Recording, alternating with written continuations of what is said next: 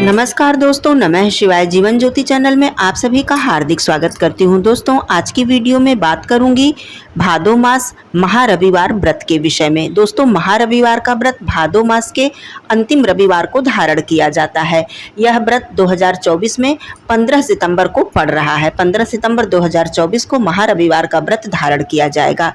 जो भी भाई बहन पहली बार रविवार का व्रत उठाना चाहते हैं, अर्थात महारविवार का व्रत रखना चाहते हैं, वो भी इस व्रत को पहली बार धारण कर सकते हैं। और जो भी भाई बहन इस व्रत से शुरू करके आगे भी मतलब साप्ताहिक रविवार का व्रत धारण करना चाहते हैं, वो लोग भी इस व्रत को प्रारंभ कर सकते हैं। महारविवार का व्रत या फिर रविवार का व्रत अत्यंत ही शुभ फल को प्रदान करता है। हमारी कुंडली में सूर्य की स्थिति को मजबूत करता है। सरकारी नौकरी या फिर किसी कार्य क्षेत्र में हम बार बार असफल हो रहे हैं तो हमें रविवार का व्रत अवश्य ही धारण करना चाहिए। किसी असाध्य गंभीर बीमारी से हम जूझ रहे हैं तो हमें रविवार का व्रत अवश्य धारण करना चाहिए। समाज में मान सम्मान में वृद्धि होती है, पिता से संबंध हमारे अच्छे होते हैं, हमारे व्यक्तित्व में तेज आता है। तो रविवार का व्रत करना हमारे लिए अत्यंत ही शुभ फलदायी होता है। रविवार का व्रत हमें 12 रविवार या फिर 30 रविवार या फिर 1 वर्ष रहकर इसका उद्यापन हम कर सकते हैं। अब आइए जान लेते हैं कि महारविवार व्रत की पूजा विधि क्या है, किस प्रकार से इस व्रत को धारण करना चाहिए। तो महारविवार का व्रत 15 सितंबर को हम लोग धारण करेंगे। महारविवार का व्रत धारण करने के लिए पहली बात तो सुबह सवेरे आपको बिल्कुल ब्रह्म मुहूर्त में उठना चाहिए। सूर्योदय ना होने पाए उससे पहले ही आप उठें और स्नान करके लाल वस्त्र धारण करें। सूर्य का जो रंग है वो लाल है, लाल वस्त्र सूर्य का कारक है, तो लाल वस्त्र आप लोग जरूर इस दिन धारण करें। और जो सूर्य देव को अर्घ देने की जो विधि होनी चाहिए, समय होना चाहिए, वो जब सूर्य देव जी उदित होते हैं, उदय होते हैं और लालिमा उनकी व्याप्त होती है, उसी समय हमें सूर्य देव जी को अर्घ देना चाहिए। यह बहुत ही अच्छा समय, बहुत ही शुभ समय है सूर्य देव जी को अर्घ देने का, क्योंकि बहुत देर से दिया गया अर्घ, बहुत देर से की गई पूजा सूर्य देव जी की उतनी लाभ नहीं पहुंचाती है जितनी कि इस समय जब सूर्य देव जी बिल्कुल लालिमा लिए हुए होते हैं। जल अर्पित करने के लिए तांबे के पात्र का प्रयोग करना चाहिए। तांबे के पात्र में स्वच्छ जल, उसमें गुड़ डालें, आप लाल पुष्प डालें, काला तिल डालें, अक्षत डालें। इस तरह से आप ये सामग्री डालकर और अपने हाथों को अपने सर से ऊपर उठाते हुए अंगुष्ठा और तर्जनी उंगली का प्रयोग आप ना करें और इस प्रकार से सूर्य भगवान जी को जल अर्पित करें। यदि सूर्य देव जी साक्षात आपको दिख रहे हैं तो पानी से अर्थात जो जल गिर रहा है उससे सूर्य देव जी की किरणें छन कर आपकी आंखों तक पहुँचे, ये बहुत ही अच्छा और बहुत ही लाभप्रद होता है।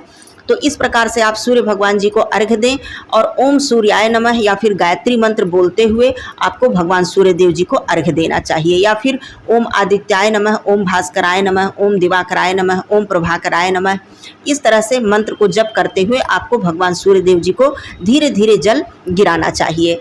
उसके बाद भगवान सूर्य देव जी की परिक्रमा करनी चाहिए, धूप दीप प्रज्वलित करना चाहिए और भगवान सूर्य देव जी से प्रार्थना करनी चाहिए।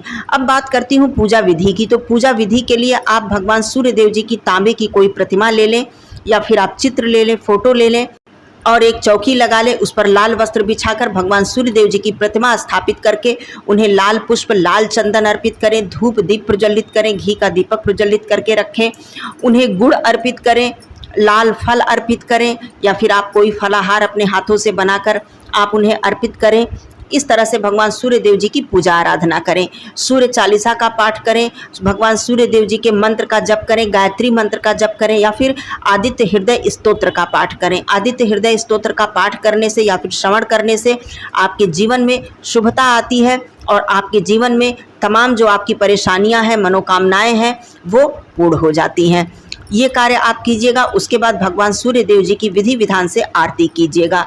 दूसरी विधि है कि यदि आपके पास ऐसा स्थान है जहाँ से साक्षात सूर्य देव जी के दर्शन हो रहे हैं, जैसे बालकनी है या छत है, तो वहाँ पर आप उस स्थान को पहले स्वच्छ कर लें, गंगा जल छिड़क लें, वहाँ पर आसन लगा लें, चौकी लगा लें और साक्षात सूर्य देव जी का दर्शन करते हुए आप सारी चीज़ें मतलब जैसे धूप दीप फल नैवेद्य आरती उनकी करें, सब कुछ अर्पित करते हुए और वहीं बैठकर साक्षात सूर्य देव जी का दर्शन करते हुए आप सूर्य चालीसा या फिर आदित्य हृदय स्तोत्र का पाठ कर सकते हैं या फिर आप माला पर गायत्री मंत्र का जप भी कर सकते हैं और फिर साक्षात सूर्य देव जी की आरती कर सकते हैं। दोनों ही तरीकों से आप पूजन कर सकते हैं। व्रत कैसे धारण करना चाहिए? इस व्रत में नमक का सेवन बिल्कुल ही वर्जित होता है।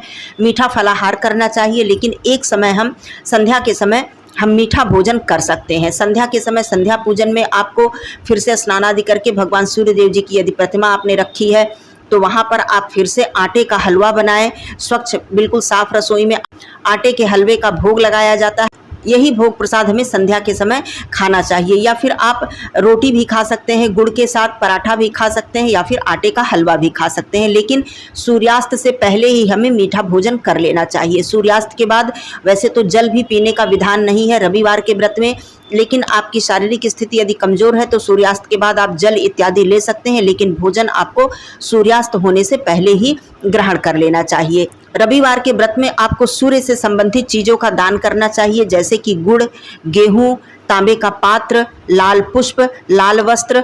इस तरह के सूर्य देव जी के जो कारक वस्तुएं हैं वो वस्तुएं आपको रविवार के व्रत में दान करनी चाहिए।